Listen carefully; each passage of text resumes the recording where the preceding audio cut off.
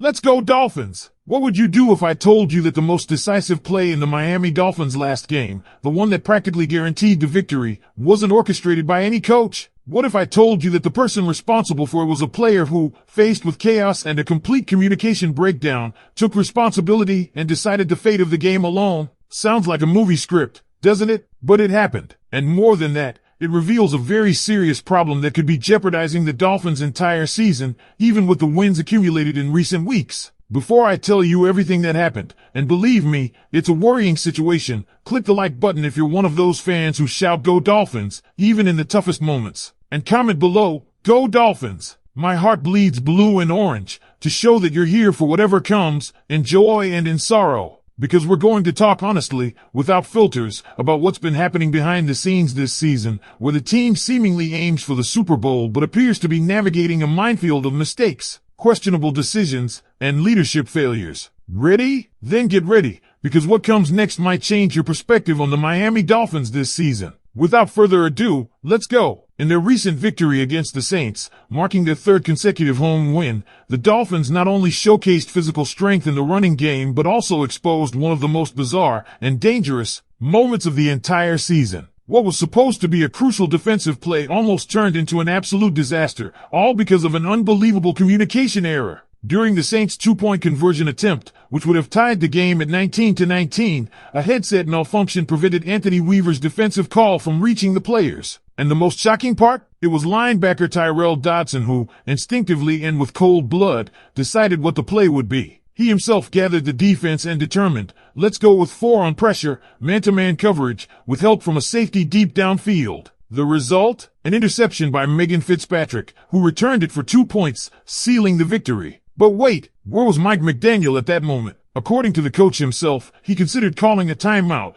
but was informed that the call had been transmitted, which was a lie. And this raises an alarm that cannot be ignored. How can a coach, on the most important play of the game, with doubts about whether the defensive communication happened, simply continue the game? What if the play resulted in a tie and the loss came in overtime? We would be talking about a technical collapse with serious implications for leadership. This type of situation touches on a sensitive point that has been a topic of discussion since last year, McDaniel's lack of attention to detail. Even with recent victories, such as against the Falcons, Commanders, and Saints, the team has stumbled over its own mistakes. The performance has not been clean, precise, or consistent. The Dolphins win, but the errors accumulate. Failures inside the red zone, questionable decisions such as not calling a timeout when the team needs to organize, or even, as happened in this same game, inexplicable offensive calls. In the middle of the fourth quarter, leading 16-8, with a first down and 10 at the 11-yard line amidst the storm, the offense decides to pass 3 times in a row instead of continuing with the running game that worked throughout the drive. This is the height of inconsistency. The same running game that put Miami in this position was completely ignored at the most crucial moment. And why? What should have been a moment to solidify an identity,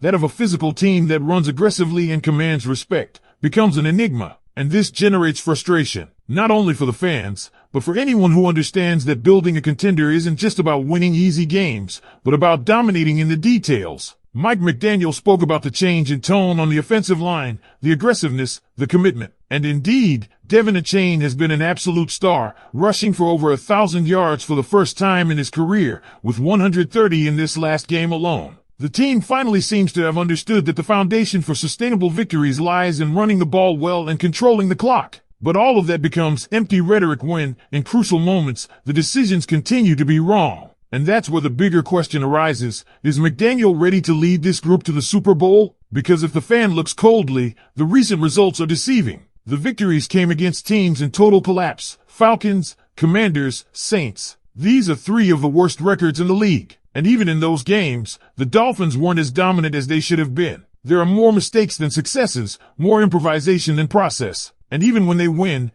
despite Mike McDaniel, not because of him. And if that's already serious, Tua Tagovailoa's situation is even more serious. Because while McDaniel falters in game decisions, Tua has been holding the team back instead of propelling it forward. The lack of mobility outside the pocket, the difficulty in improvising, the inability to execute plays outside the script, all of this severely limits the offense. Did the Dolphins beat the Bills? Yes, but because Buffalo gave the game away with 3 turnovers and the running game worked perfectly. They beat the Commanders because Marcus Mariota threw an interception late in the game and, again, the running game dominated. They beat the Saints because the New Orleans offense produced nothing in the first half and the running game maintained possession. But Tua hasn't been the difference maker. He hasn't made the difference, and that matters a lot. Or is all of this just a big broken mirror, reflecting a distorted image of a team that seems competitive but in practice is only taking advantage of others' weaknesses to mask its own limitations? Because the truth is, when you look at the Dolphins' recent wins, they are full of buts. We beat the Saints, but only because Tyrell Dodson saved the team with a last-minute play call. We beat the Commanders,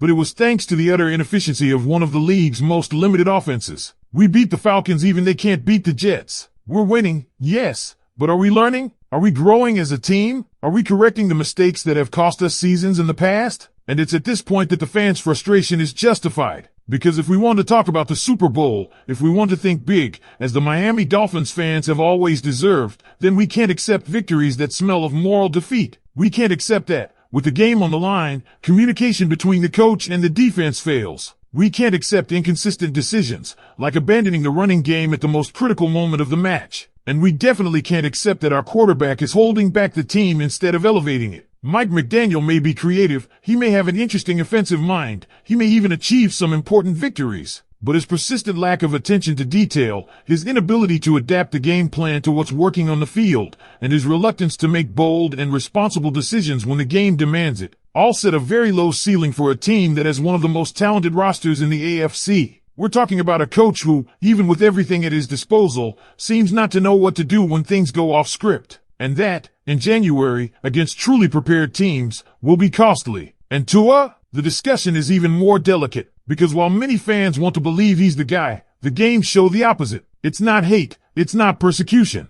it's an observation. Tua is efficient within a rigid system, but ask him to improvise, make a different read, escape the pocket and create with his legs? Nothing happens. In close games, when the margin for error is minimal and you need something special from your quarterback, Tua rarely delivers. And the biggest problem is that, the more time passes, the clearer it becomes that this won't change. The Miami Dolphins do have talent. They have pieces in every area, an increasingly physical offensive line, a running game led by a rising star like Devin Achane, a defense that, even with communication failures, has managed turnovers and decisive points. But all this potential could be wasted due to weak leadership and limitations in coaching and at the most important position in American football. The fans want to believe, of course, and they have reasons to dream. After all, we're winning. But is that enough? Are hard-fought victories against struggling teams what we want as a benchmark for success? Or is it time to stop being fooled by scores and start demanding process, discipline, and real improvement? Because when January arrives, there won't be Saints, Commanders, or Falcons in the way. There will be Chiefs, Ravens, Bills, and Jaguars. And against those teams, headset errors,